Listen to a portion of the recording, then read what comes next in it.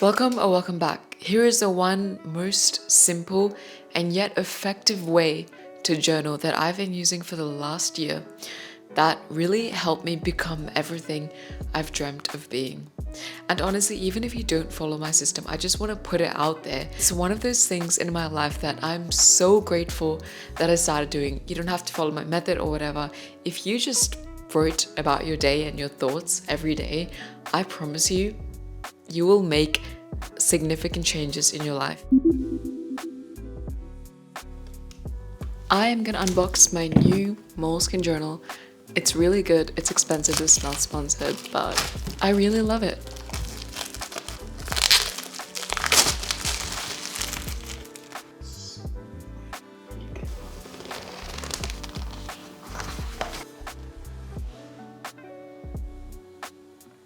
This is my old Moleskine journal that I used in 2025. Really colorful, and I'll explain through my process in a little bit. I usually write whatever comes to my mind. I recount events that stand vividly in my mind from the day before. I wrote about the things that happened, the feelings I feel, in their absolute pure raw form, without holding anything back. And sometimes that's joy, happiness, excitement, and other times that's sadness, anger, and just rage. Oh shit. Especially because I'm one of those people who has a tough time expressing how I feel or venting more darker, negative emotions to other people. When it comes to my journal, it's like, I don't know, my best friend. And I'm not afraid to let those ugly emotions come to surface. I don't judge them. Oftentimes, that's exactly what you need. Somebody or somewhere where you can just express how you feel without the fear of judgment. But there's a limit to how much you can do that.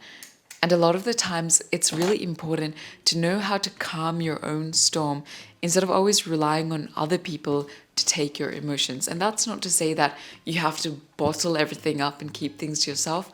Not at all. You should definitely have someone to talk to. After I write a couple paragraphs, I usually give each paragraph a heading about what it's about. For example, feeling overwhelmed or day one of clinical placement. Yep, I'm currently doing clinical placements and I be feeling overwhelmed and stressed as heck. But you know what? We get through it, and sometimes just sitting down and journaling about it and complaining is my only way to just de-stress. But I don't want to make this all soppy because I'm also really enjoying it and learning a lot of things. Just to give you a bit of background on what exactly I'm doing at this point in my life, if you didn't know. I also highlight any particular sentence that stands out to me. Sometimes it's a major event in the day, or some particular realization I had, or it's specific feelings I just want to remember. Headings and highlighting just makes it so much more easier to navigate through all the word vomit that I just wrote down when I flick through my journal at a later point in time. Anyways, this raw expression of exactly how I'm feeling helps me be aware of what I am feeling, and it also helps me alleviate my stress. A lot of the time, we don't even know what the heck we're feeling or why we're feeling them.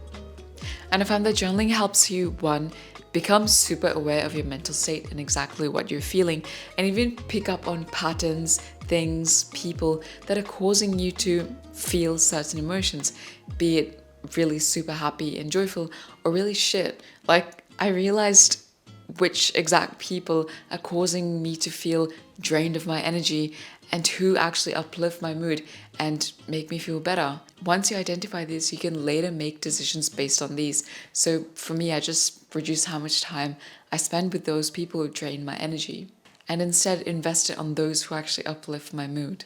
This is what helps you evolve into a better and better human every day. In the world of science, a lot of significant discoveries were found by challenging previous beliefs or information and then reflecting on that, being like, hey, you know what? I kind of think that's wrong.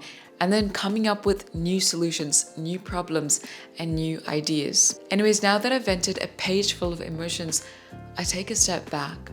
I observe my thoughts objectively from a bird's eye point of view without any judgment and in an objective way. And it helps me remind myself that I am not my feelings or my thoughts. but that it's my actions that make me who I am. Anyways, in a more technical sense, when I have any specific reflection points, I just write it down in dot points at the end of the page. I also write any specific actions I plan to take. This basically keeps me accountable to being the person I want to be on a daily basis all year round. I find that it really helps to know what exactly your values are to then decide what action you're going to take. For example, if I'm just really pissed at a friend and I want to go off at them, while I'm writing that, I'll think about it and I'll be like, you know what, that doesn't go with my value of communicating in a constructive way if I have any issues. So even if I'm super pissed at them, like I might scribble that on the page and be like, frick you. But I'll eventually confront them in a very calm, polite, and respectful way, in a way that aligns with me. I find that reflecting on the paragraphs that I just wrote in that entry and reflecting on the actions I took, the feelings I'm feeling, helped me find new discoveries. It's always helped me challenge my fixed beliefs and discover new ideas and emotions that I didn't know existed before. That's just how you go. You have to be in a very uncomfortable position to challenge beliefs you've held for like 10 years of your life. And in terms of being organized, what's really helped me is the life tracker. I actually designed a full system on Notion that organizes my whole life in a similar, simple but effective way. I got systems with weekly reviews that got me towards my goals. I track my habits and it makes my life feel like a video game, and I feel so motivated to do everything. Check it out in the top link in the description. I know this seems a little bit woo-woo. Oh, be grateful, shut up. A lot of evidence suggests that the key to happiness, living in the moment, being grateful, and meditation. I did a whole 8-week course on Coursera called The Science of Wellbeing. It's basically about how the frick do you be happy in life, and that's what it says. Those 3 things are crucial for being happy or joyous and peaceful in your life. So if you're kind of not feeling that happy, probably do this. Don't make excuses.